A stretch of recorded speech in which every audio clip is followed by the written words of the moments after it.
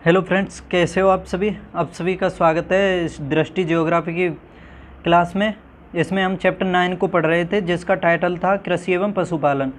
और इसमें हमने काफ़ी हद तक इसमें पढ़ लिया था, तो इसमें बता देता हूँ क्या पढ़ लिया था। हमने इसका परिचय देख लिया था पशुपालन का, और जो फसलें थी 3 प्रकार की जिसका उत्पादन किया जाता है, रबी, खरीफ और जायद, इस सभी के बारे में पढ़ लिया था हमने। और इसमें जो कृषियों के बारे में भी पढ़ा था हमने, और ये जो स्थानांतरित कृषि के जो क्षेत्र थे उस नाम से जानते हैं उसके बारे में देखा था। और कुछ प्रमुख फसलों के बारे में पढ़ रहे थे हम, जैसे उसमें हमने चावल को पढ़ा था, चावल के बारे में। और ये महत्वपूर्ण पॉइंट और देख लो आपके सामने, ये जो मतलब जैसे सेरीकल्चर की कृषि की जाती है, तो इसके अंतर्गत किस फसल का उत्पादन किया जाता है। तो याद रखना, ये सेरीकल्चर जो है ये रेशम कीट पालन से संबंधित है, और एपीकल्चर मधुमक्खी पालन से, विटीकल्चर अंगूर उत्पादन से, फ्लोरिकल्चर फूलों का उत्पादन से, वर्मीकल्चर है केंचुओं के पालन से, और पोमीकल्चर फलों के उत्पादन से, ओलेरीकल्चर सब्जियों का उत्पादन से, स्पेसिकल्चर है मछली पालन से, हॉर्टिकल्चर बागवानी से, एरोपोनिक्स हवा में पौधों को उगाना, एयर माने हवा, तो इस हिसाब से हवा में, हाइड्रो माने पानी, हाइड्रोपोनिक्स ये जल में पौधों को उगाने से संबंधित है। तो ये सभी हमने कंप्लीट कर लिए थे, मैंने आपको शॉर्ट में बता दिया है। अब मैंने चावल को कंप्लीट कर लिया था, तो मैंने छोड़ा था पिछली क्लास में गेहूं से। तो अब मैं वहीं से स्टार्ट करता हूँ, गेहूँ के बारे में देखते हैं, डिटेल से समझते हैं आपके सामने।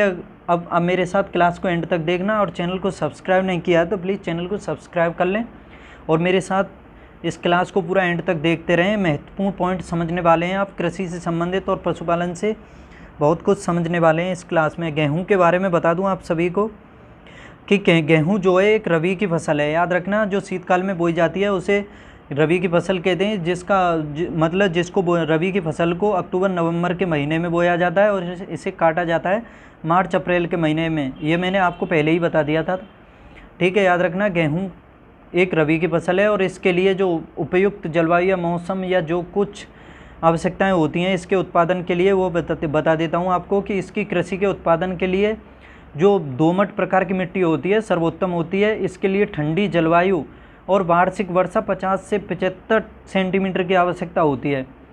सामान्यतः इसके लिए 10 से 15 डिग्री टेम्परेचर जब इसे बोया जाता है तब आवश्यकता होती है, और जब इसे पकने के बाद काटा जाता है या पकने के लिए इसके टेम्परेचर की आवश्यकता 20 से 25 डिग्री सेल्सियस की होती है, याद रखना। और गेहूं के उत्पादन में देखा जाए तो सबसे अधिक उत्पादन उत्तर प्रदेश में किया जाता है, उसके बाद इसमें दिया हुआ है पंजाब, लेकिन आप इसे दूसरे नंबर पर मध्य प्रदेश को देख सकते हो, और हरियाणा, राजस्थान, बिहार, गुजरात और महाराष्ट्र, इन सभी राज्यों में भी इसका उत्पादन किया जाता है। और इसकी प्रमुख किस्मों के बारे में बता दूं कि कल्याण सोना गेहूं की प्रमुख किस्म है। इसके अलावा सोनालिका, राज 3077, अर्जुन, ये सभी इसकी प्रमुख किस्में हैं। इसके अलावा 343 के बारे में आपने पढ़ा होगा, गांव में अधिकतर बोई जाती है, तो उस हिसाब से और समझ सकते हो। और गेहूं के बारे में और महत्वपूर्ण पॉइंट समझ लो कि ट्रटिकेल गेहूँ की एक ऐसी प्रजाति है जिसे वैज्ञानिकों के द्वारा गेहूँ व राई के मध्य संकर करके उत्पादन किया गया है। ट्रटिकेल गेहूँ और राई के मध्य संकर फसल है, यानी याद रखना, ट्रटिकेल जो है गेहूं और संकर के मध्य उत्पादन की गई एक संकर किस्म की फसल है, याद रखना। और मैक्रोनी जो शुष्क प्रदेशों की सबसे उत्तम किस्म है। मैक्रोनी को शुष्क प्रदेशों में उत्तम रूप से बोया जाता है, ठीक है, याद रखना। और कर्नाल बंट और रस्ट गेहूं की फसल में लगने वाले प्रमुख रोग हैं, याद रखना। और रस्ट रोग जो है इसको 3 भागों में बांट दिया है उन्होंने। जैसे पहला है इसमें येलो रस्ट, दूसरा ब्राउन रस्ट, और तीसरा ब्लैक रस्ट। जो गेहूं में करनाल बंट और रस्ट ये रोग प्रमुख रूप से लगते हैं। इसमें रस्ट रोग को 3 भागों में बांट दिया है कलर के हिसाब से, येलो रस्ट, ब्राउन रस्ट और ब्लैक रस्ट। और गेहूं के बारे में एक चीज़ महत्वपूर्ण पॉइंट है, ये याद करने योग्य है, आप रख सकते हो, क्वेश्चन पूछा जाता है इससे कि गेहूं में जो बोनेपन का कारण होता है वो क्या होता है। तो बता दूं, गेहूं में बोनेपन के लिए जीन है एक नोरिन 10, ये जिम्मेदार होता है, नोरिन 10, याद रखना। और गेहूं के उत्पादक क्षेत्र हैं, ये सभी देख सकते हो आप, स्क्रीन को, इस वीडियो को पॉज करके स्क्रीनशॉट ले सकते हो। जैसे जम्मू कश्मीर के बारे में देख लो शॉर्ट में, कि यहाँ पर खुबानी और केसर का उत्पादन जम्मू कश्मीर में उच्चतम मात्रा में किया जाता है। तो आप ये भी समझ सकते हो कि सर्वाधिक राज्य कौन सा, सर्वाधिक केसर उत्पादन में पहले नंबर पर कौन सा राज्य है। तो याद रखना केसर का सर्वाधिक उत्पादन जम्मू कश्मीर में किया जाता है। हिमाचल प्रदेश के बारे में समझ लो, यहाँ पर सेब का उत्पादन किया जाता है। सेब का उत्पादन इसके अलावा कश्मीर में भी काफ़ी किया जाता है, जैसे आपने पढ़ा होगा हिमाचली सेब या कश्मीरी सेब के बारे में। तो ये सेब के लिए प्रसिद्ध हैं दोनों राज्य। पंजाब में देख लो, पंजाब में गेहूँ जो कपास का उत्पादन किया जाता है उसमें पंजाब में होगा, और चंडीगढ़ ये प्रमुख है, इसकी राजधानी है यहाँ पर। और हरियाणा में गेहूँ और जौ ये प्रमुख मात्रा में। और राजस्थान के बारे में जैसे मोटे अनाज, तिलहन, बाजरा, ज्वार ये सभी का उत्पादन किया जाता है। उत्तराखंड में भी देख सकते हो गेहूँ, रागी, चावल ये सभी किए जाते हैं।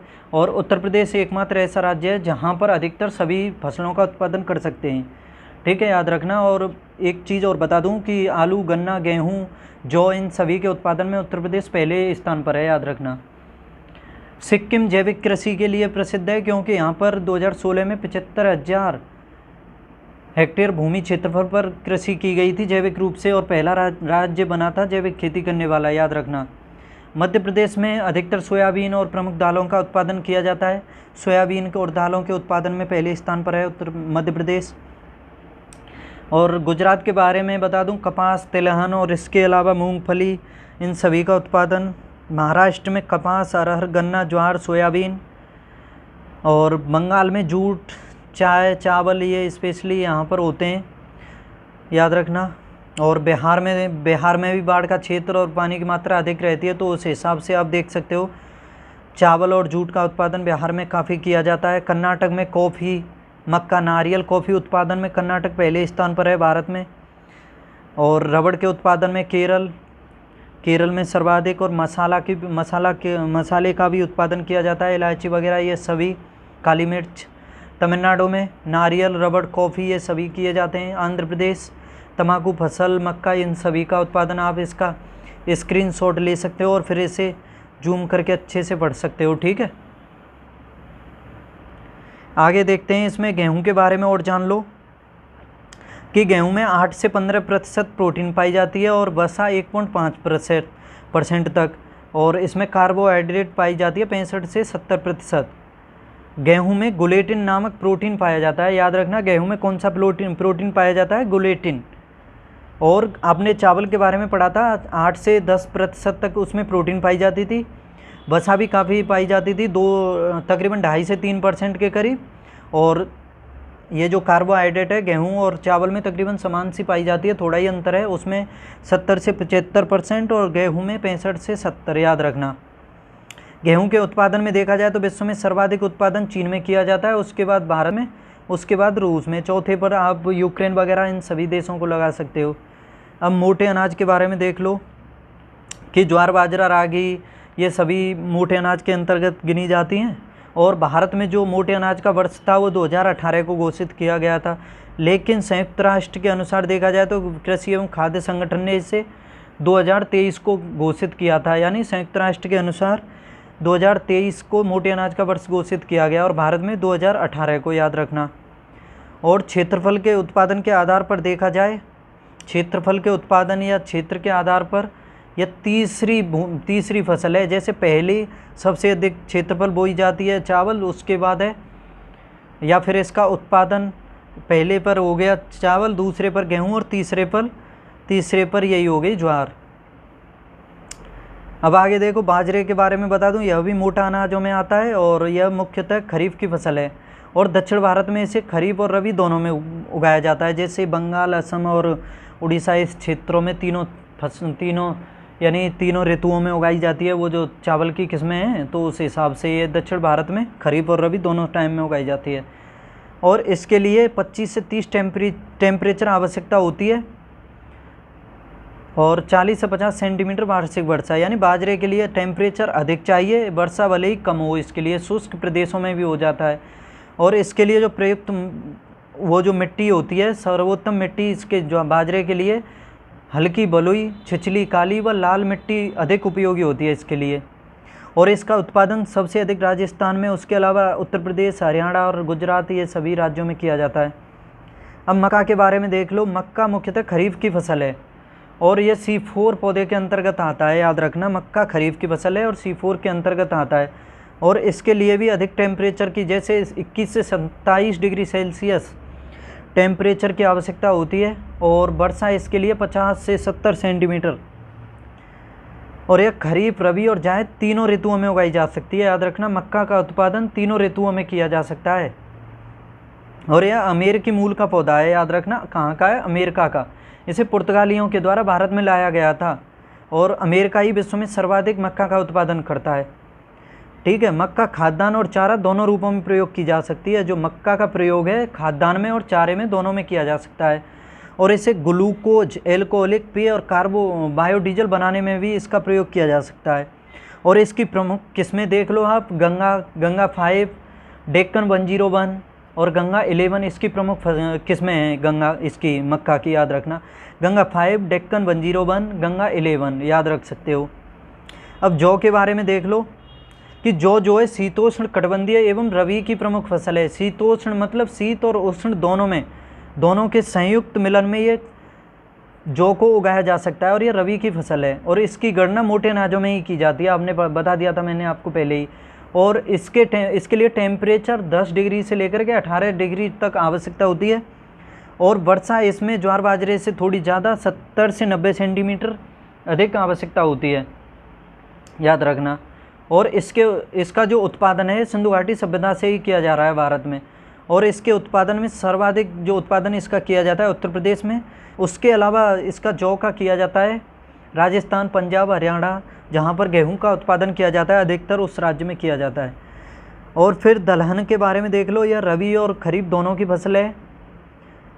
और दलों के अंतर्गत अरहर, ये जो दालों का उत्पादन किया जाता है इसके अंतर्गत अरहर, चना, मूंग, मसूर, मटर, उड़द, खेसारी सभी को शामिल किया जाता है, याद रखना। और भारत जो है विश्व में सर्वाधिक दालों का उत्पादक है, उपभोक्ता है और आयातक भी है। आप याद रख सकते हो। देखो कितना अच्छा पॉइंट है कि भारत दालों का विश्व में सबसे अधिक उत्पादन करता है और उसका उपभोग यानी खाता भी सबसे ज़्यादा है। खर्चा भी भारत में ही सबसे अधिक होता है दालों का। और इसके अलावा आयात भी सबसे अधिक करता है भारत, याद रखना। महत्वपूर्ण पॉइंट है। विश्व में सबसे अधिक उत्पादन करने के बावजूद भी भारत दालों का सबसे बड़ा आयातक है, क्योंकि इसका सबसे इम्पोर्टेंट रीज़न है भारत में जनसंख्या का अधिक होना, याद रखना। जनसंख्या सबसे महत्वपूर्ण कारण है इसके लिए।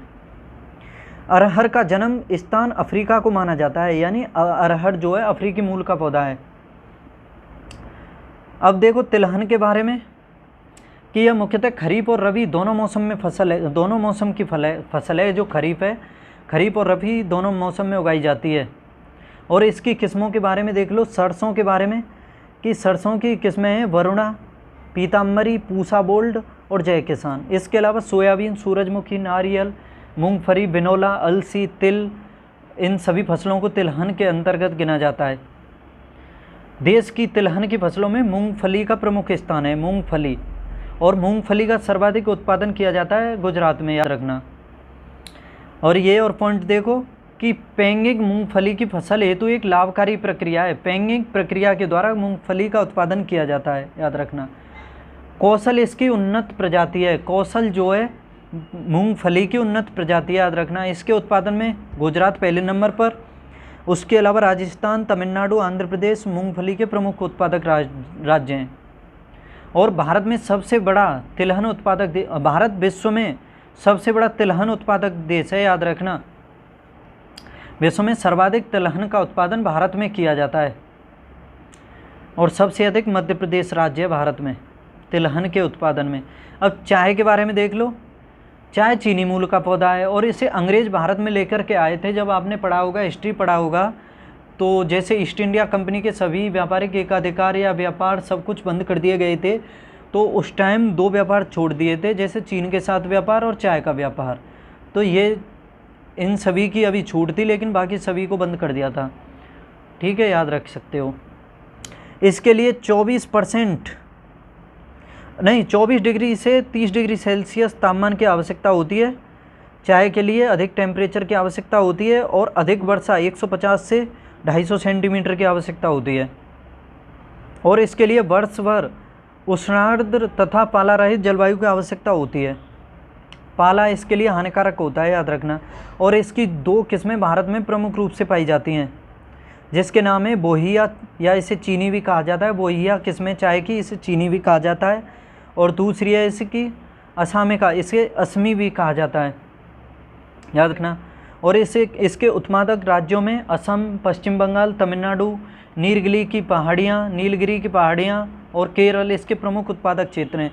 हमने दार्जिलिंग पहाड़ियों के लिए दार्जिलिंग के बारे में पढ़ा होगा, ये पश्चिम बंगाल में पड़ती हैं, लेकिन कन्फ्यूज हो जाते हैं कि ये पश्चिम बंगाल में है या फिर असम में या सिक्किम में। तो याद रखना ये पश्चिम बंगाल में पड़ती हैं दार्जिलिंग पहाड़ियाँ, याद रखना।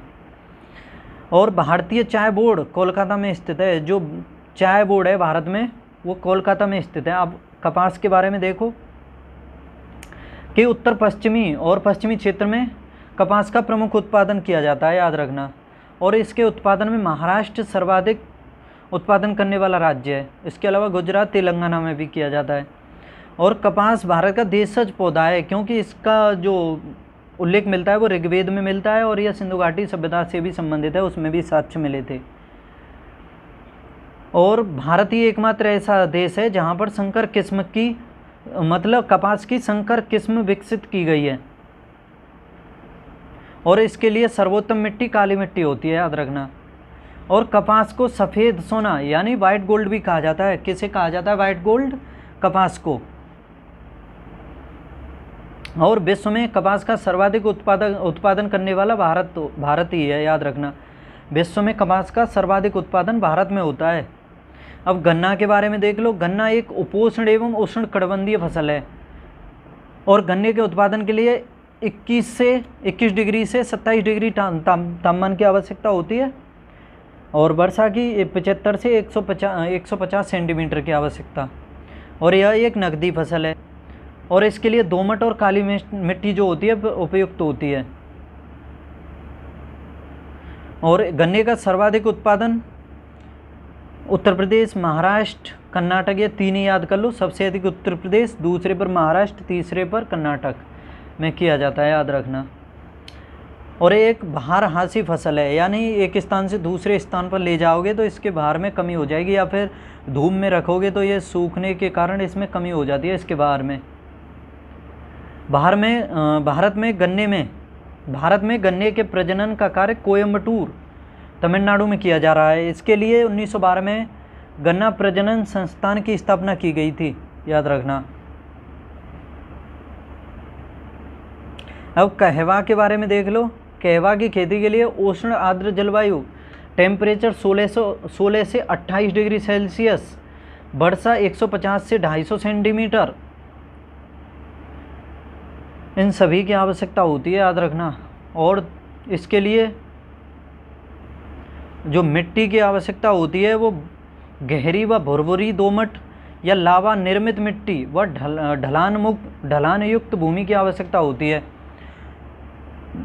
और कॉफ़ी का प्रवर्धन कहवा के बीजों के द्वारा किया जाता है। कॉफ़ी का जो प्रवर्धन है कहवा के बीजों से किया जाता है। और भारत में कहवा के उत्पादन की शुरुआत बाबा बुदान की पहाड़ियों से हुई थी, याद रखना। कहवा के उत्पादन की जो शुरुआत हुई थी भारत में बाबा बुदान की पहाड़ियों से। और भारत में इसकी 2 किस्में पाई जाती हैं, अरेबिका और रोबस्टा। और रोबस्टा किस्म कॉफ़ी का उत्पादन भारत में सर्वाधिक किया जा रहा है, यानी अरेबिका और रोबस्टा 2 किस्में पाई जाती हैं। और इन 2 किस्मों में रोबस्टा किस्म का भारत में सर्वाधिक उत्पादन किया जाता है। और कॉफ़ी बोर्ड भारत के बेंगलुरु में है। चाय बोर्ड है कोलकाता में, कॉफ़ी बोर्ड है बेंगलुरु में, याद रखना। और इसके उत्पादन में भारत 7वें स्थान पर है, याद रखना, निर्यातक भी और उत्पादक भी। अब जूट के बारे में देख लो कि जूट एक अखाद्य फसल है, यानी इसे खा नहीं सकते। और इसके उत्पादन के लिए 25 से 30 डिग्री सेल्सियस तापमान, 160 से 200 सेंटीमीटर वर्षा की आवश्यकता होती है। और जूट को भारत का स्वर्णिम तंतु यानी गोल्डन फाइबर ऑफ इंडिया कहा जाता है। वाइट गोल्ड कहा जाता है कपास को, और गोल्डन फाइबर ऑफ इंडिया यानी भारत का स्वर्णिम तंतु कहा जाता है जूट को। और इसके उत्पादन में प्रमुख राज्य हैं पश्चिम बंगाल, बिहार, असम, यानी वर्षा वाले अधिक क्षेत्र या नदियों वाले क्षेत्र, इन क्षेत्रों में इसका अधिक उत्पादन किया जाता है। अब प्रमुख फसलों के बारे में देख लो जिस पर प्रमुख रोग जो लगते हैं उन सभी के बारे में कि पूछा जाता है क्वेश्चन कि ये रोग किस फसल से संबंधित है, या मिलान कीजिए कि ये रोग किस फसल से मिलेगा या किससे। तो याद रखना महत्वपूर्ण टॉपिक है ये, इसे याद करना आप अच्छे से। कि गेहूँ के बारे में देखो कि गेहूँ पर लगने वाले रोगों में अनावृत कंडुआ रोग के बारे में सुना होगा, यह गेहूँ पर लगता है। इसके अलावा सेहू, रस्ट, गेरुई या रतुआ।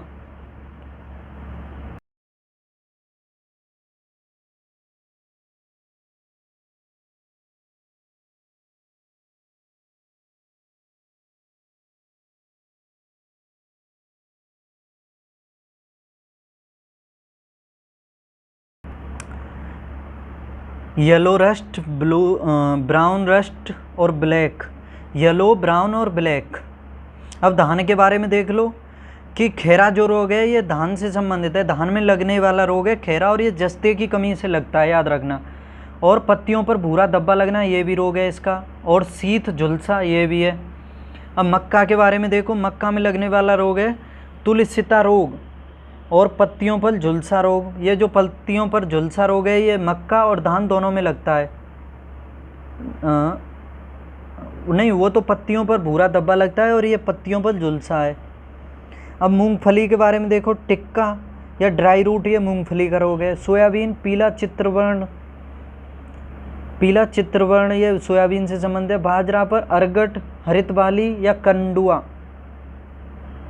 कंडुआ जो रोग है ये बाजरे पर लगता है और ये गेहूं पर भी लगता है। अनावृत कंडुआ लगता है, वो अनावृत लग जाए तो ये ओनली कंडुआ है, ये बाजरा पर लगता है। अब रेड रोट देख लो, ये गन्ने पर लगता है रेड रोट, और कंडुआ ज्वार पर लगता है। तो कंडुआ को देख सकते हो, गेहूं, ज्वार और बाजरा 3 रोगों से संबंधित है, गेहूं, ज्वार और बाजरा। अब प्रमुख मसालों के बारे में देखो कि प्राचीन काल से ही भारत अपने उच्च गुणवत्ता युक्त मसालों के लिए उत्पादन हेतु विख्यात है। याद रखना, जब पुर्तगाली आए थे तो वो मसालों के द्वारा ही पहले आए थे, तो मसालों को अपने यहाँ लेकर के गए थे, तो उन्होंने काफ़ी उससे लाभ कमाया था, यानी 60-70 गुना उससे प्रॉफिट आता उनको। तो इस वजह से और उनकी जो दिलचस्पी थी इंडिया आने की बढ़ी थी। तो इस हिसाब से बता सकता हूँ कि इंडिया प्राचीन काल से ही मसालों के उत्पादन में अपना प्रमुख स्थान रखता है और इसलिए प्रसिद्ध भी है, और इसलिए भारत को मसालों की धरती भी कहा जाता है। याद रखना, मसालों की धरती किसे कहा जाता है? भारत को। और भारत मसालों के उत्पादन में सबसे बड़ा उत्पादक है, उपभोक्ता है और निर्यातक भी है।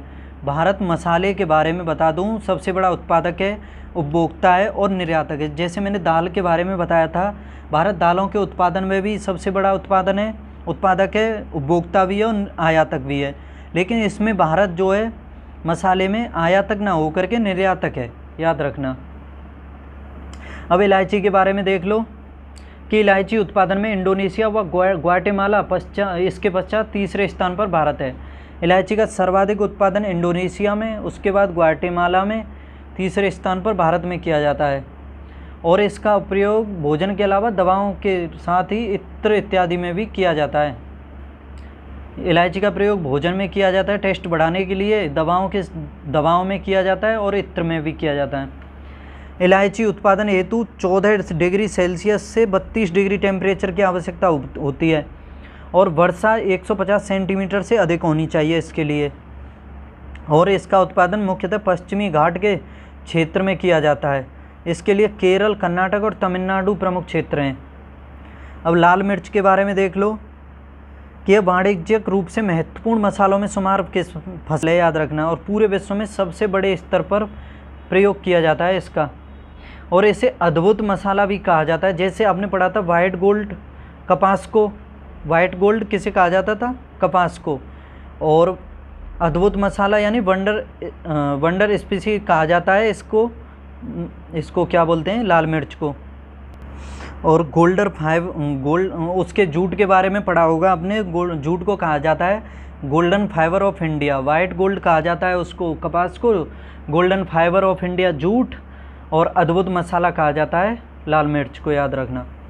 और इसके लिए टेम्परेचर की आवश्यकता होती है 10 से 30 डिग्री सेल्सियस लाल मिर्च के लिए, वर्षा 60 से 120 सेंटीमीटर। और प्रमुख क्षेत्र इसके तेलंगाना, आंध्र प्रदेश, कर्नाटक हैं। अब आगे लौंग के बारे में देख लो। इसे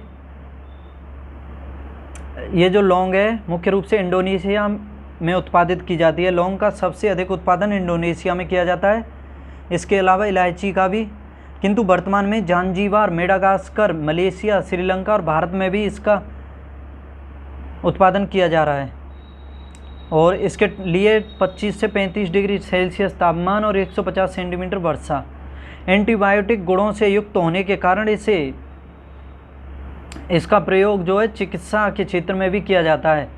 जो लौंग है इसका एंटीबायोटिक गुण अपने आप में महत्व है इसका, इसीलिए इसका प्रयोग चिकित्सा में किया जाता है। और केरल और तमिलनाडु इसके प्रमुख उत्पादक क्षेत्र हैं। काली मिर्च के बारे में देखो।